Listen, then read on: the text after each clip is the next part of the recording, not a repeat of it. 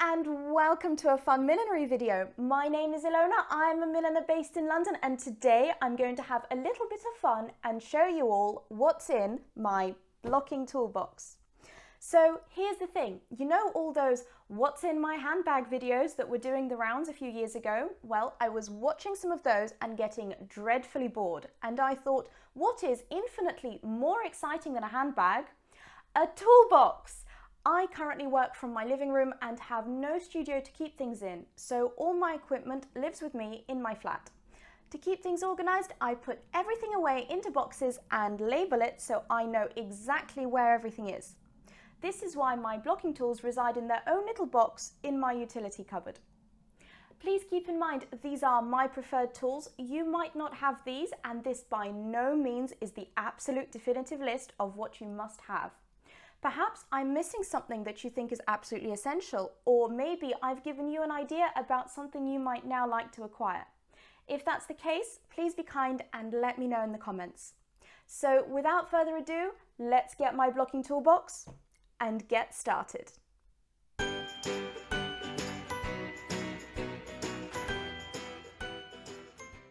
So here it is. Here is my blocking toolbox. It's on the small side of things because there's not actually too many things that I use solely for blocking. I have surrounded myself with all the other objects and items that I use during the blocking process, and I thought I might as well go through everything, not just what's solely for blocking. Let's start with the blocking items first. Here they are. Here is everything not very neatly put away inside it, but just stuffed in. Let's start with my box within a box first. This holds all my smaller little fiddly items inside the box so that they're not just all over the place inside it. So if I open it up, here it is. And first off, on the very top, I've got my pins. I've actually got some more pins separately inside the blocking box, but I'll get to those in a minute. These are the pins that I just use all the time. So every time I use pins, I obviously take them out of the block, put them back in here. If they're bent, that's okay. I just unbend them and I keep using them until I really can't use them anymore. There's no point in using a pin only once and throwing it away, right? So they just all get taken out, put back in here, used again, used again, used again, until they need to go in the bin, because sometimes they do get blunt. The most important thing when blocking with pins like that is you want to wear metal thimbles. I do wear a leather thimble when sewing, but when blocking, definitely metal thimbles because I want to protect fingers. And I've got some open top thimbles here because I like to have long nails. These are just standard, I think an eBay purchase actually, of finger armor style thimbles because I need them to be able to size them down because I've got tiny fingers and I can never find thimbles that fit. I am on a quest though, so maybe one day I'll be lucky and find a tailor's thimble that fits my tiny fingers. Next up, lots of rubber bands. These are indispensable. I absolutely love these because a lot of my blocks aren't actually made of wood. I have quite a few plaster blocks and these come in very handy on those because you can't pin into plaster, and when you can't pin into plaster you've got to use something to help you hold down your fabric or whatever you're using. I haven't actually tried these on wool felt, but I use them all the time on buckram and Paris net for turbans and things. Actually, let me show you how good these are. I've actually got a plaster block right here. If I pick one, this one's going to be too loose, so I won't bother trying that one. Let's try one of the thicker ones. That might be too small. Here we go, middle-sized.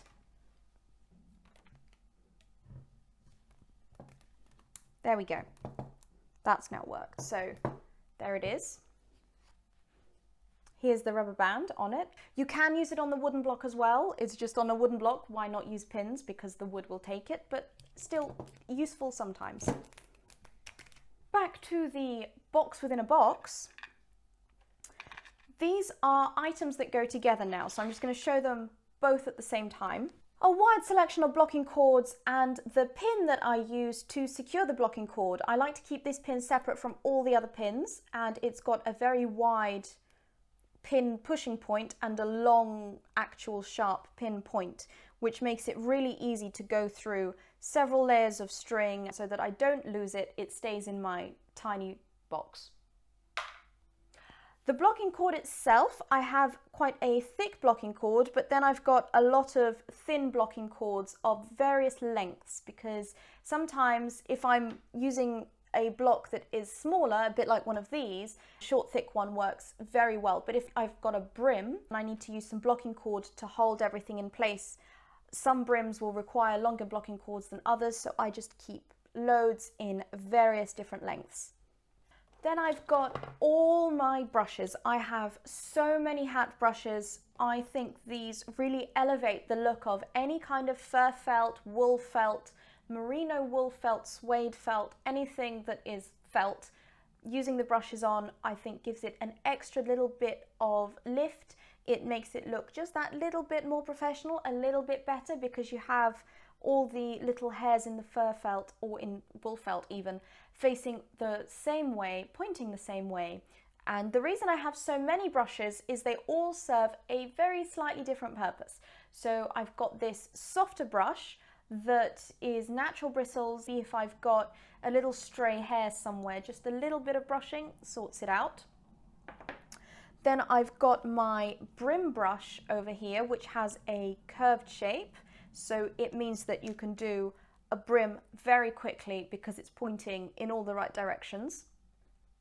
Then I've got my little tiny ones, and I've actually got more of these that don't quite fit into this toolbox. Maybe I should get a bigger box. This is a various selection of nylon bristles and metal bristles. The metal bristles I use solely on wool felts because they're a little bit tougher to brush than the fur felts, and I don't want to brush through the fur felts with the metal ones. So the metal ones are solely for wool felts. And then the nylon ones, I have a lot of these for fur felts, even though I don't actually block with felt that much, but I have them anyway.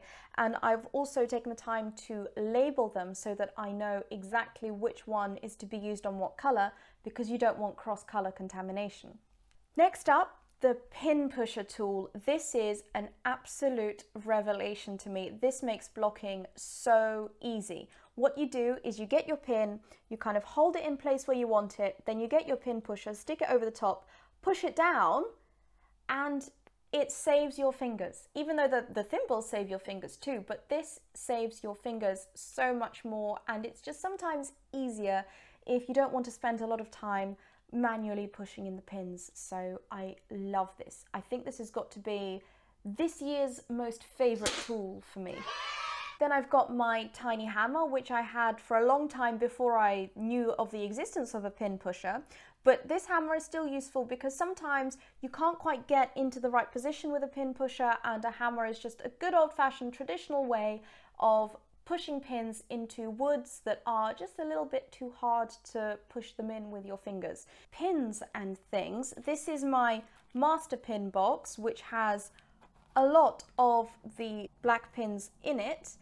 I don't like to just take pins from the big box because I like to keep fresh new pins separate from the pins that I'm reusing, which is why I had my other pins in the tiny plastic box, and these are the master pins that come in their original box, and I haven't worked my way through these yet. Next up, a bit of thin, flimsy plastic, which is actually from an old corset I had. I took this out, and this helps getting cling film and things off blocks when it's just too difficult to get off. So what you do is you take your little piece of plastic and you push it from underneath like this, and it helps lift up things that might be stuck to the block.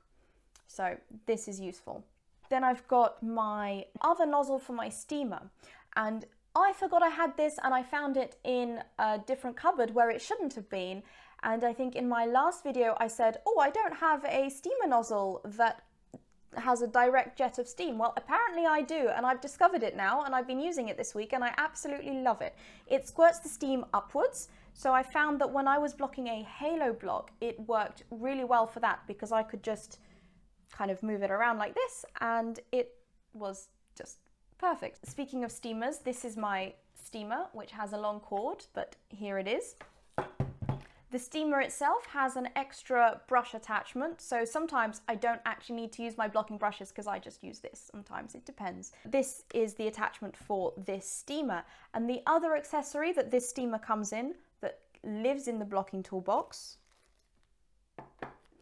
is a couple of rubber rings.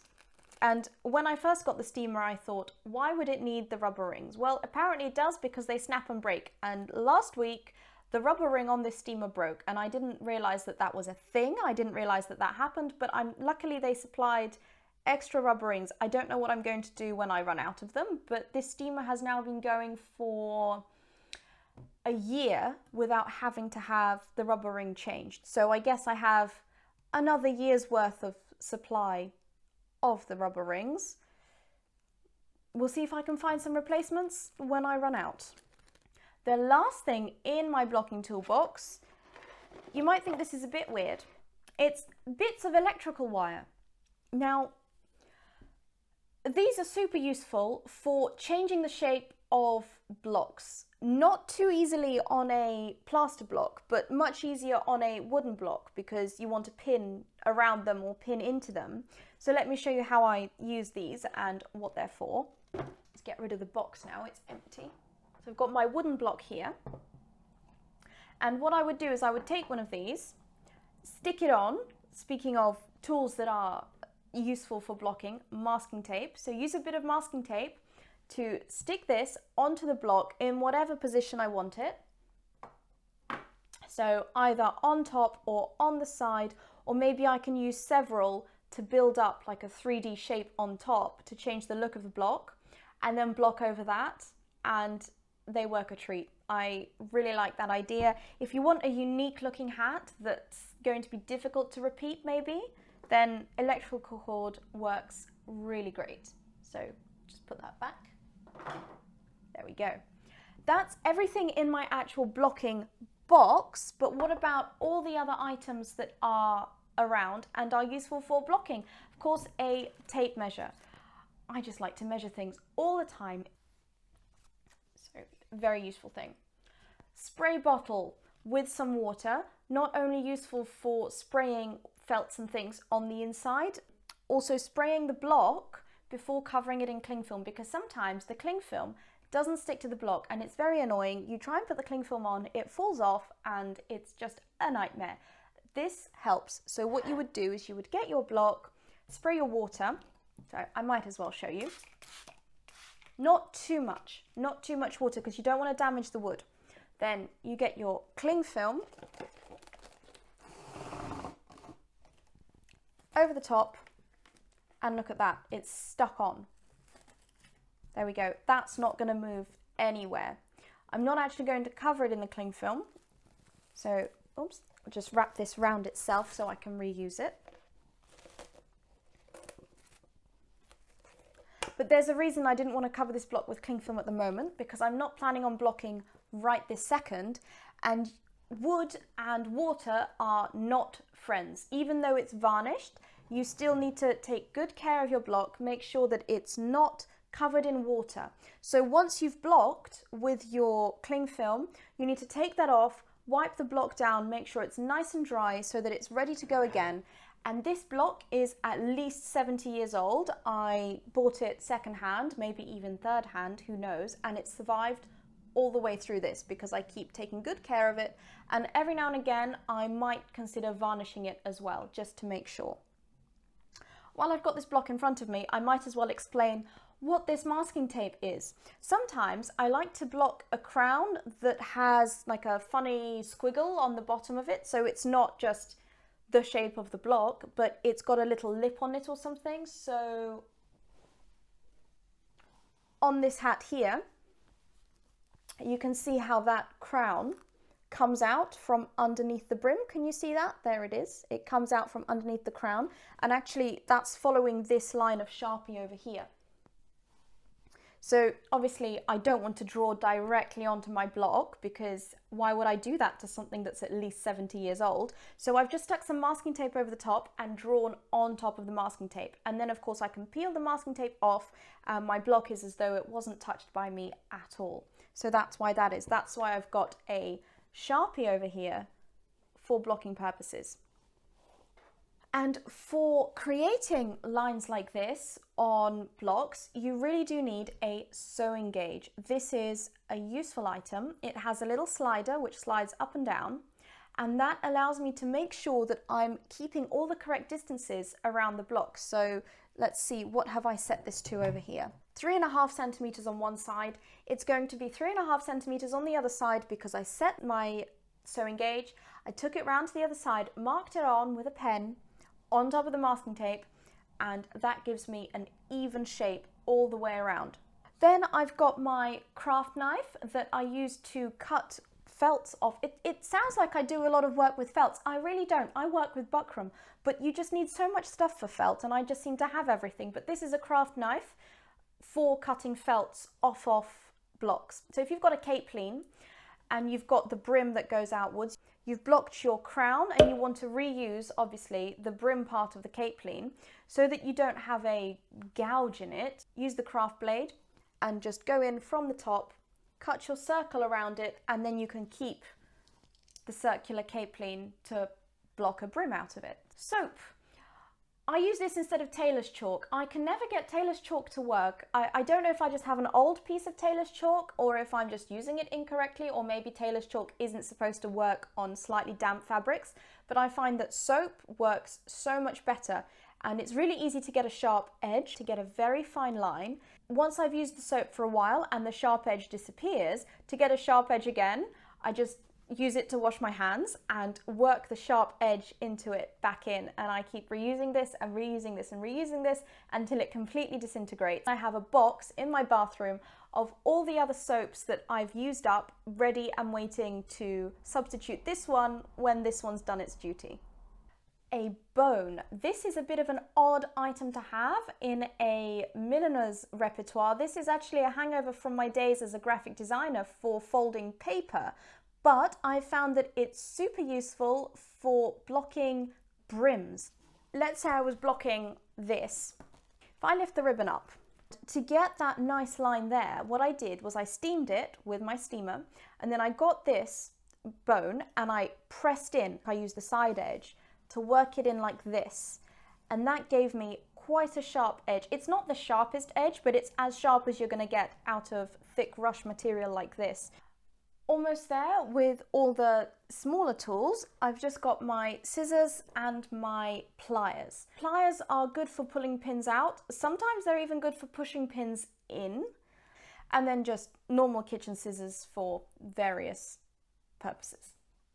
So I've spoken about my steamer, I've spoken about my spray bottle. Now let's talk about my iron. So my iron over here, it's a bit grubby because I haven't cleaned it for a while, but to prevent this, I've recently bought myself one of these. I haven't tried it out yet. It's nice and shiny and new, but when I do try it out, I will give you all an update on how it's worked.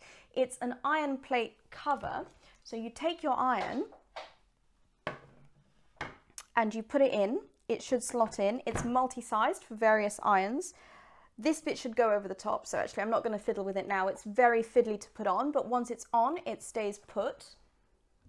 And it prevents the iron from getting gummied up by all the kind of glues and stiffeners and things that are coating buckram and cinnamon. That means that I don't have to use any kind of toxic iron cleaners on here.